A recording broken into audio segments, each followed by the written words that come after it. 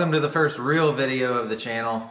If you haven't seen our introductory video, head on over to the channel and check it out. It's only a few minutes long. Get to know us a little bit. But in this one, we're going to be installing the Motobilt REAR fuel cell. And that means we're going to take out the old fuel tank, put in this new one under the rear of the vehicle, and you'll figure out why we're doing that a little later on. So if you're looking to do this install, watch the video through, and at the end I'll give you a couple tips and tricks that I learned while doing this project. Okay.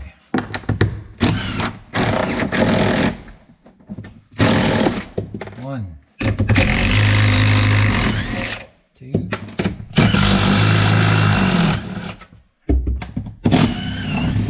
and we're done. Maybe. What else do you gotta do to get that bugger out of there? Do these have to come off? It doesn't want to pull out. Torx bit. Okay. 45 is too big. What does that say? 40.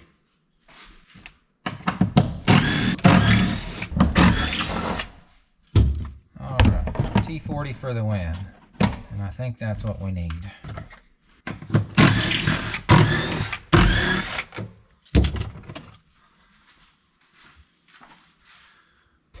Alrighty. Now,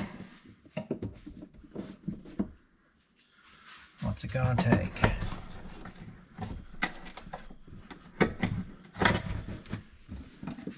You gotta break the thing. Doesn't want to come. There's seam sealer. I wonder if it's glued down. So in the spirit of let's try harder, you big sissy, let's see what kind of damage we can do. I don't even know where to begin, to be honest. Or how to get under there. Probably gonna need a screwdriver. You stay right there.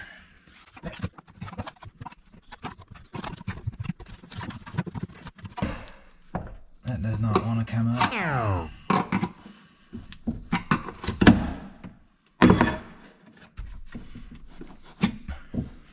Who's taking bets on this thinks this gets broken before we get it out of here? I'm on your side.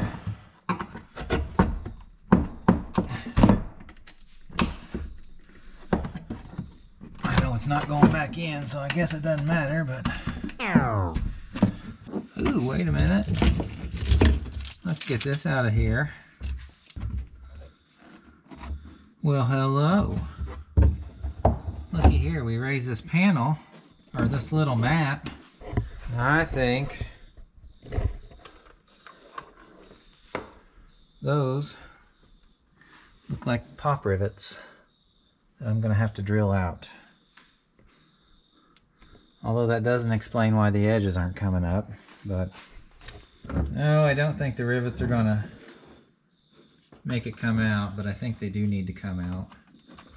So, let's see. Forward helps.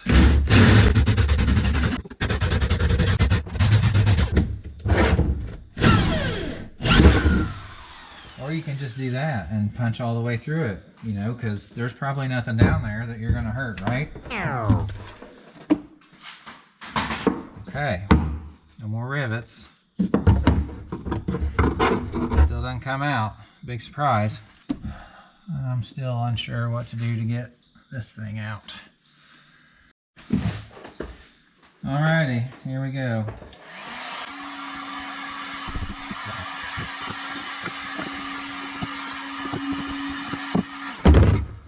I gotta get this thing under there somehow. There we go.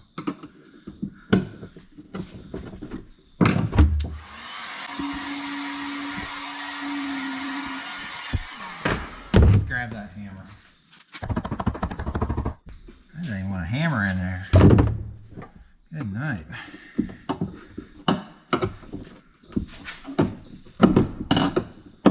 And get another screwdriver.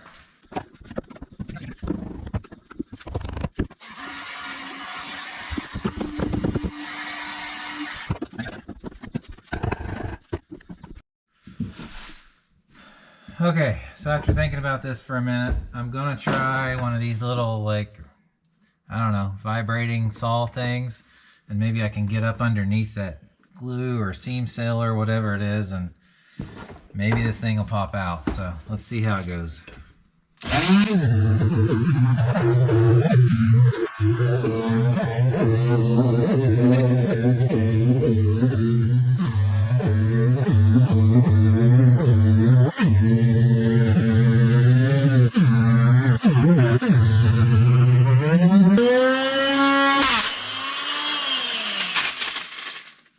Oh, maybe we came loose. Yeah, we came loose. All right, back at it.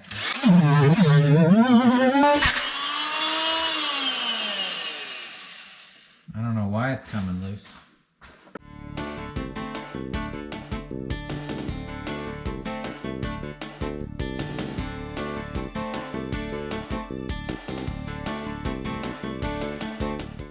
Might be a little tough to get around the sides.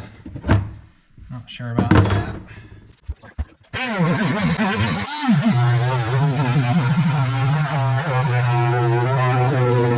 Man, they did not want this thing to come out. We're getting there. One way or the other.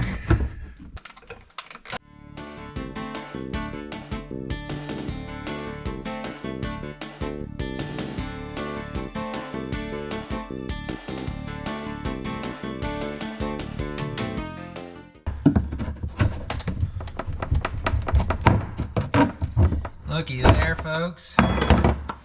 It's about to happen.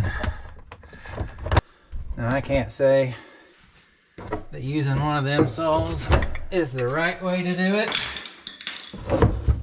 but I can tell you it is a way, maybe. I thought we were there. We're so close.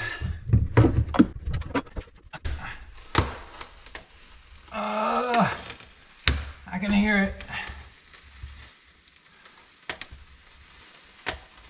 It's coming.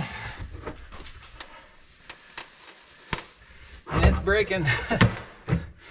That wasn't the glue coming up. Muscles. And there's the end of that.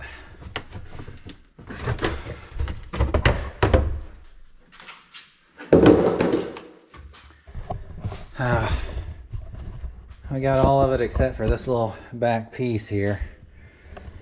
So let's get you back over here somewhere and let's see what we can do with that.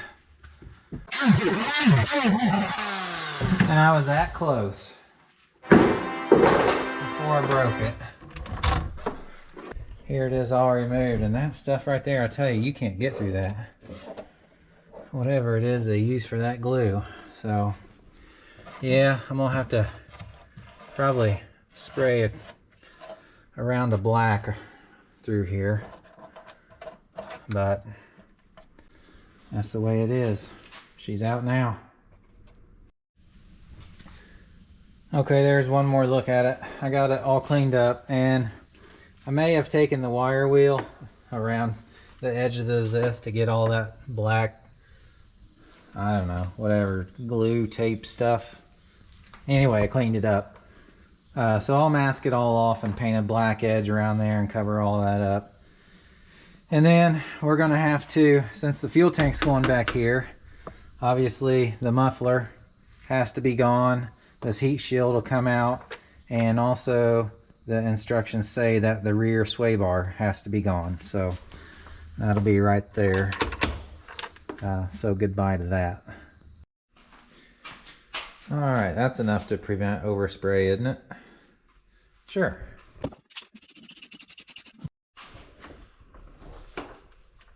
There we go, folks. That'll work. All right, now let's get under there and take off that sway bar. Let's start with the lower links, or the lower bolts on the link.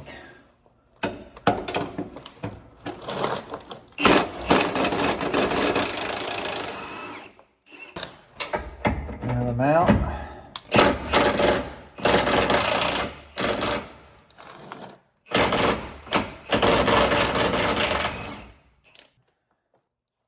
Let's just go right here and get the other one.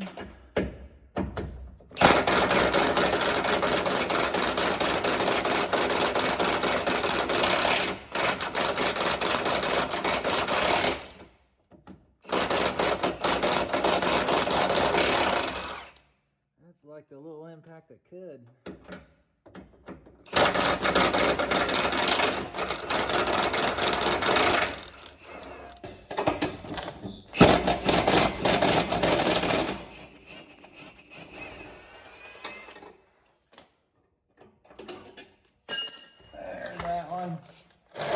Alrighty, can we get her out of here and fish it out?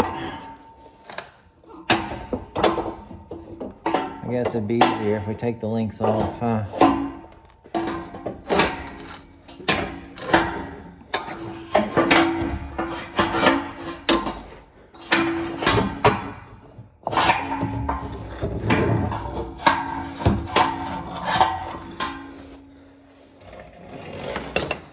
That's for sure the easiest way to do that, 100%. All right, so as you can see, first thing I did when I got this thing out of the box, I went ahead and painted this. I did both sides, just thinking that it'd be easier to do it now outside of the vehicle than it would inside. And keep in mind there's no instructions at all that come with this or online. But it does come with this, with the actual access panel still connected. It was not fully cut. And then you got 4 of these little L brackets that will bolt onto here with the provided bolts. So the thing I didn't realize before I painted it is that we're going to screw all of these pieces on, bolt them on, and then these pieces actually get tack welded to the underneath side. And I kind of thought that maybe the body, the cutout of the body would sandwich between there, but I don't think it does. So I need to bolt these on, draw an outline around it, get rid of the paint, then I can tack weld it, put it all together, and then bolt it all in. So we'll get started on that. Now I'll just make a quick mark around these edges so I know where to clean up. Alright, now I'll take the flapper and take off all this paint I put on there, so then we can get her tack welded.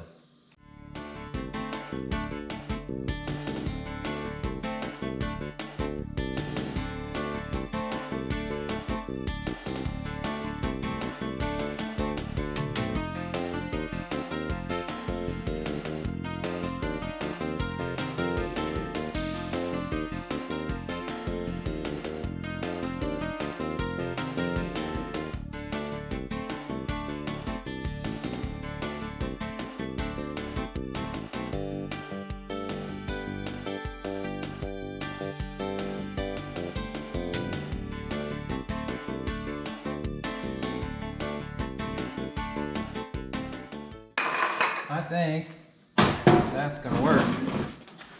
So now I can delicately cut out these little tabs that's holding the access panel on, and we'll get rid of that.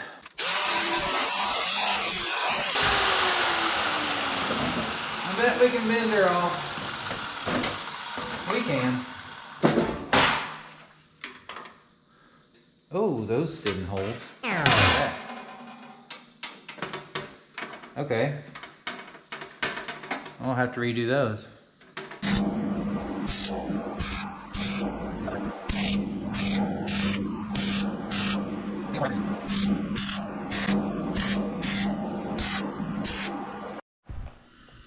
All right, so the first thing we're gonna do is, I turn you around here, start taking off the skid plate for the gas tank. So all these 18 mil bolts, a couple others, I'm not sure what they are yet, but we'll get that removed and see where that gets us. So here we go for that.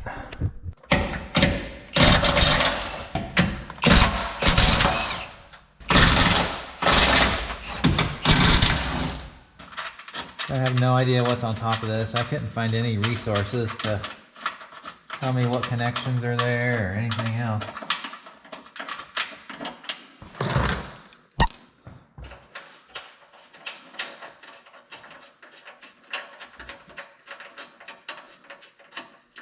Maybe I should leave that one.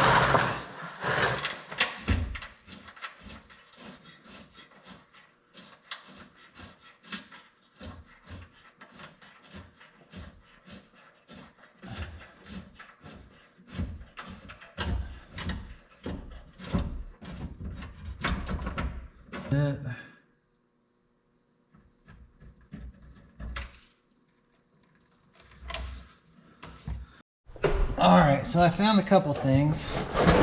Take a look here. There, if you can see those are the two fuel lines. So I think those will be disconnected. That's towards the front. And back towards the back, you can see the fuel pump in the rear.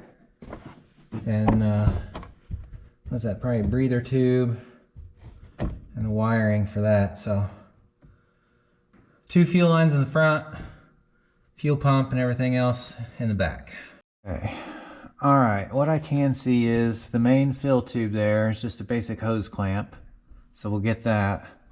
That other clamp there at the red one, that's what the two connections are up front on the fuel lines. I'm not sure how to undo those yet. So I'm gonna get the fill tube off. Oh man, that was a mess.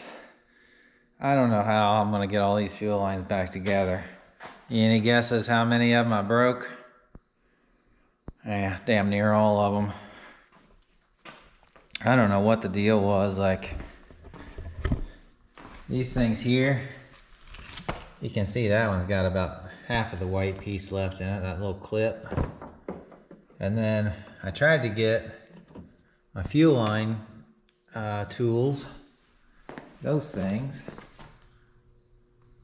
Tried to get those over top of here so they would slide into the connector on each end, and couldn't get them to get in there, so screwdrivers and a little pry tool. That's how I got that off, so whatever.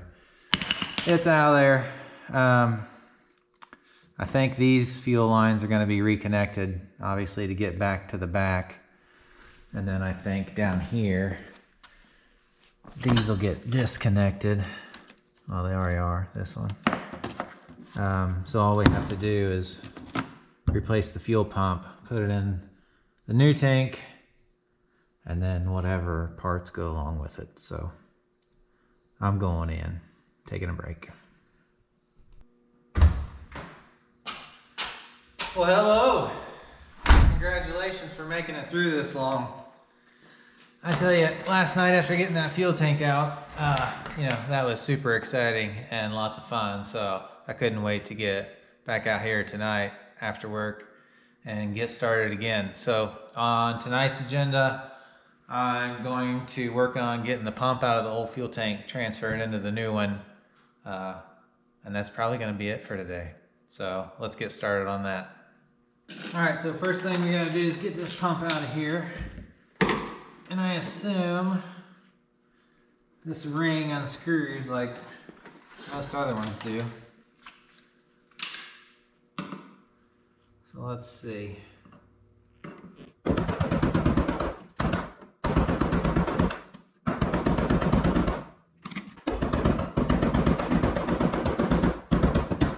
There we go. There's the ring. There's a plug or two. There we go. We're getting there. Maybe. Let's see if they come loose somehow.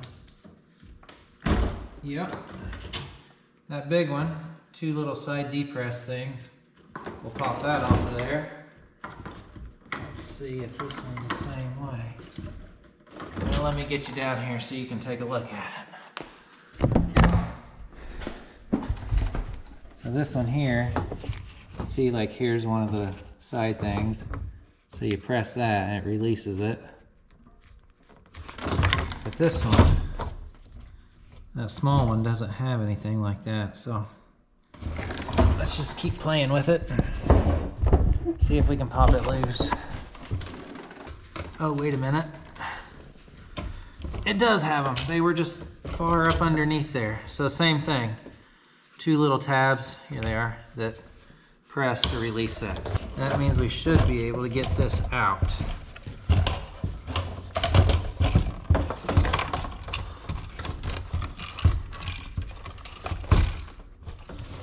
Kinda, sorta, maybe.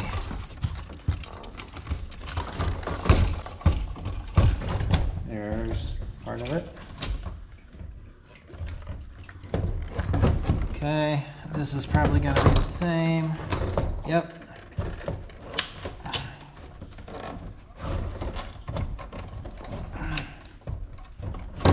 Maybe. Yeah. So third connection down here on the bottom of the pump. So all those other lines will stay down in there. Okay, so the instructions say that, let's see, disassemble the fuel sending unit, remove the extension rods. The factory extension rods pop out from the top of the sending unit, and the extension rods can be removed. Can be difficult to remove. Take care not to damage the fuel sending unit top when removing the rods. Look down here. There's little bitty C-clips on the ends of those rods. There's one there. All right, I'm gonna try a pair of needle nose. Yep, there it is. Little C-clip. So that does allow that one to come out. Yep, it just pops out. Springs off. So it looks like Motobilt has rods that are longer, extension rods. So we need to take these out. Looks like that doesn't want to come off. Let's get another pair of pliers and try and get that off there.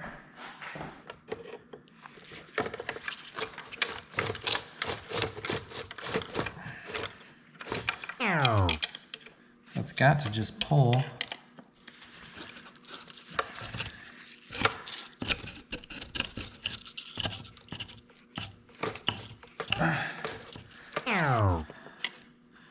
Sure doesn't look like it. What to do other than just take a bite on it, yank it out of there.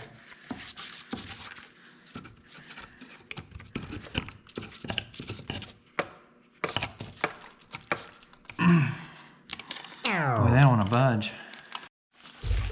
Alright, so I found a video on Motobilt on how to do one of these in a JK, and they said that if you put some vice grips on it and set it on the end of the table, like so, let's do it like that, that you can just kind of whack it with a hammer and it'll pop out as you pour gas everywhere.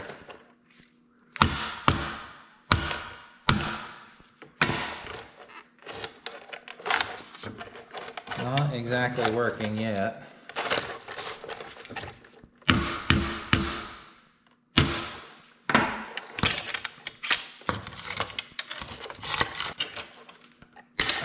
Alright, got a good bite on there.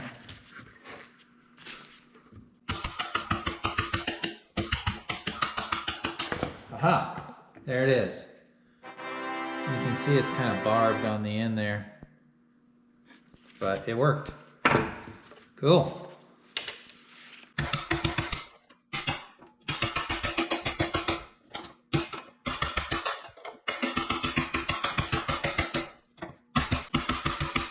There we go.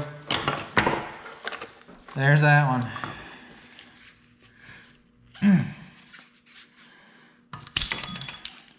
have fun doing that. You're gonna feel like you're gonna break it. So 1/4 inch washer, and then the spring, and then install. Okay. That was pretty lightly tapped. So let's do that again. Washer, existing spring.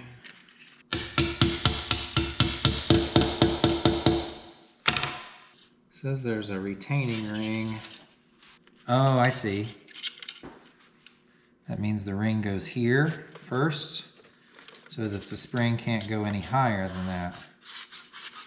That would keep that force down, which makes sense because the Motobilt tank is deeper than the factory tank. The little places right there where that ring goes. So that makes sense. Now,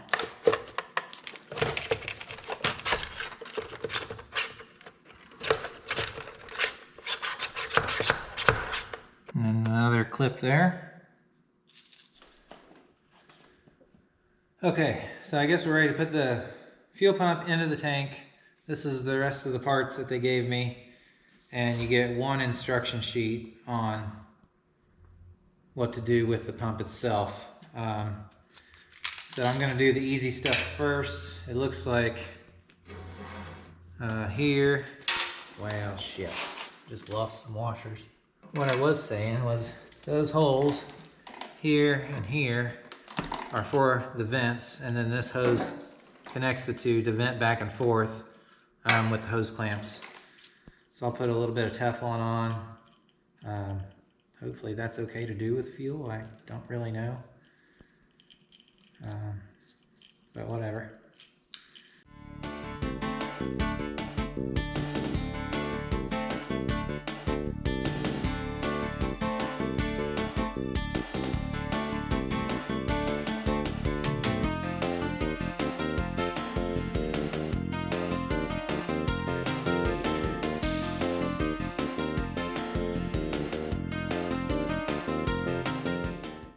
All right, one vent hose expertly installed. You guys know who I watch? Leave a comment if you know where that's from. You know we all watch the same people. Okay, back here, NPT plug. That's gotta be that guy. So we're gonna throw some tape on him. And I feel pretty confident that I do not have an Allen wrench that size. I was gonna tell you, I got that clip on that rod there, and so that'll keep it from going out. But this doesn't feel like it moves super great. And I know that you want this forced down, like the springs are supposed to force it down to the bottom. So I don't know if it really is supposed to come up a whole lot, but you know, the flow is what's gonna give us the gauge. So I thought about grinding the sides of that down. I'm not even sure if it's really rubbing. It's super close. It's not leaving marks on the plastic or anything, so I don't know. Hopefully it's okay. That should go just like that. And then, oh, you know what? Hold on. This little O-ring on the bottom of the old tank. Yep, it goes right there. Now that, then this over top of it with the bolt, flat washer, and lock washer.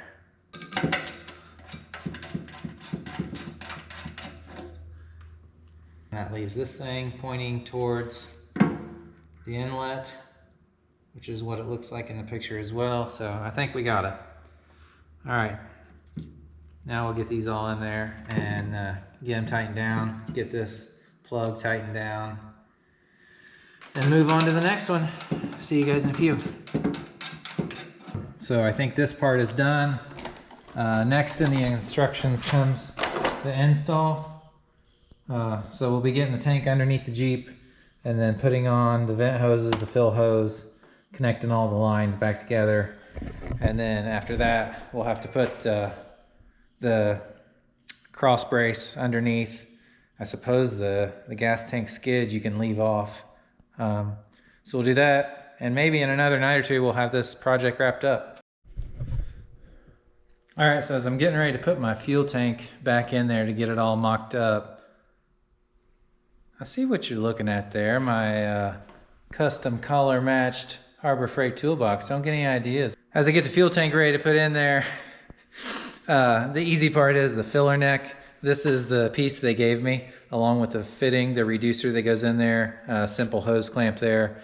And I've got to cut down the factory fill neck to get it over where I want it. So I think it's just simple hose clamps too. So I'll get that taken care of, get it close to where it needs to be, and then we'll get the tank under there and get it bolted up. All right guys, so we're back at it on this fuel tank swap. And tonight I'm probably not gonna get a whole lot done. I've only got about an hour or so to get going. And I had to do a little bit of research and communication. So if you go on the website for the Motobilt gas tank, the directions are not completely there. Let me show you here. So this is the ones that I had for the fuel tank. That's directly on the website. But all this stuff here with this wires and fuel line connectors and this hardware kit right here, none of that was on there. So I contacted Motobilt. And they sent me directions for that looks like this. And so you can see there's the hardware bag number 5033. That's what that is. And it gets pretty technical with cutting factory fuel lines, splicing them, making them longer. The wiring connector, I think we got to splice and make it longer. So I really got to pay attention to what I'm doing so I don't goof anything up. So we'll go from there. We'll see what we can get done. I went ahead and reconnected the factory fuel line right here. I can get some light on that. Right there. So that one's reconnected. And then it was going back here to the tank. There you go. It was going back here to the tank. And so the instructions say to cut it right here at the cross member, which would leave about 1.5 feet of fuel line left. And so we'll cut that, and then we're going to splice in with the provided 3/8 line with these little dormant adapters on there. We'll cut the fuel line. These are just push to fit, and then that will extend this line on back to the rear where the gas tank will be. Okay, so after I got that fuel line cut and spliced on there, I go to the next step, and you have to cut and splice another line, which also takes the same 3/8 fuel line. So what I figured out is the whole 4 foot that they send you is too much to use in one piece to splice that fuel line. So I'm gonna have to get the tank actually installed and then figure out how much of that fuel line I need, cut what they give you out of that 4 foot, use just what I need, and use the rest for the next step. All right, I'm under the rear of the Jeep, and it's time to put these riv nuts in. The instructions say that we need to do this hole here. So let's get you up there like that, and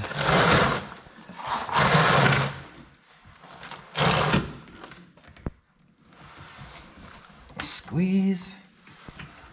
All right, I'll do the other side and be right back. All right, so we're gonna get this tank bolted in. I couldn't do it the other day because I forgot that I didn't have the straps that go onto the tank painted yet. I've been spray painting stuff, and I didn't have those done, so I had to go spray paint those, but they're done now and they're dry, so I should be able to get it bolted in. Here's the little straps. Alright, so we'll get the tank under the Jeep and lift it up and get it bolted in and go from there. I just wanted to show you real quick the straps on there. I got them bolted on, and this is the rubber mat that came with the kit, and I used some like sound dampening tape stuff to put underneath that strap on the top edge just to not mar it up. So now we'll slide it in and get it bolted up.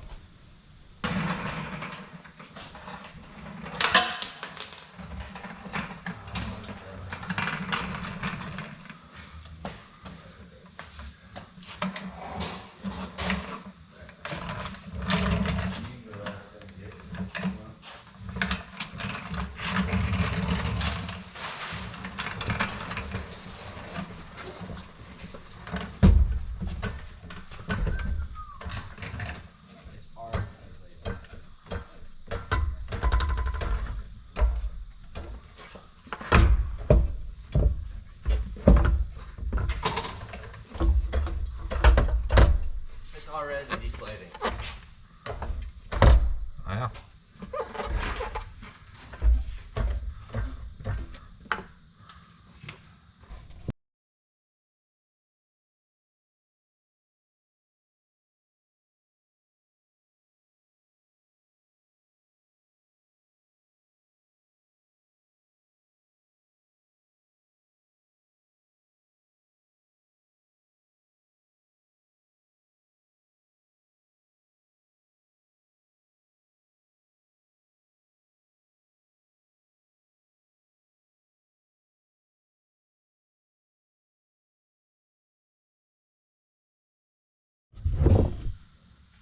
Alright, I cut this much off. It says about 6 inches left.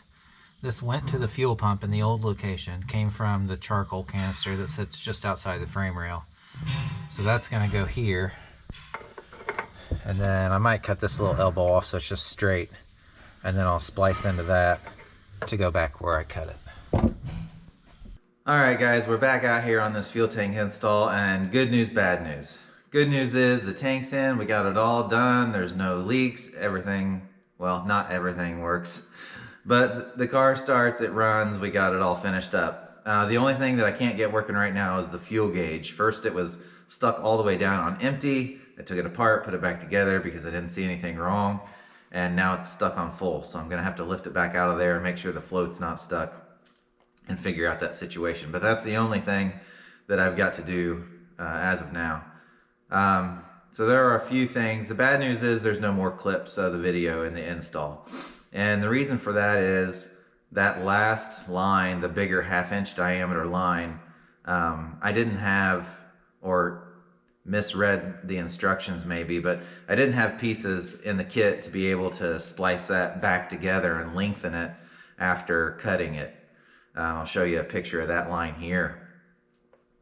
So I had to go to the parts store, get some extra hose, and then I was able to use those barbed connectors that was provided in the kit to be able to splice that back together. The next thing is when you're dropping the fuel tank, all you have to do is take off those 18mm bolts for the skid to release and then let that down.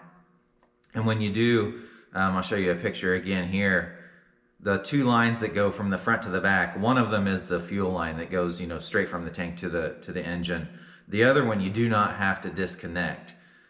So there's one strap that goes across the fuel tank, and I'll show that here as well. That if you take that strap off after you lower the tank down, you'll be able to leave that line intact and you won't have to do anything with that. And that'll save you from the hassle of disconnecting and reconnecting things. The only other thing that I would have done differently is not painted that accessory panel before I welded it. And that was just a simple, you know, that was my fault. I messed up.